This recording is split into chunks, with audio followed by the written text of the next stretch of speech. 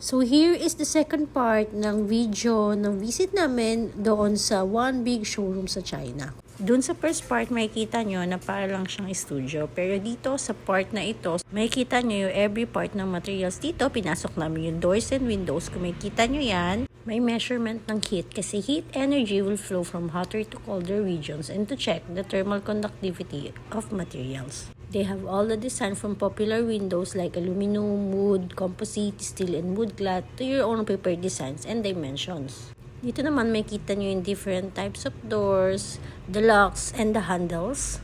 For exterior main entryways or interior rooms, steel, solid, fiber, wood, at madami pang iba. And even the lock mechanism, iba-iba.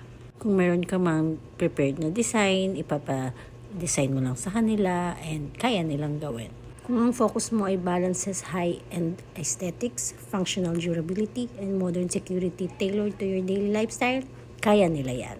They also have furnitures. They can design based on your prepared and sizes from your home. Dito naman ay engineered wood flooring. Ito ay wood flooring constructed in multiple layers. Yung top layer ay slice of premium hardwood, while the underneath layers consist of high-density fiberboard or cross-ply plywood. Napakadami din nilang design.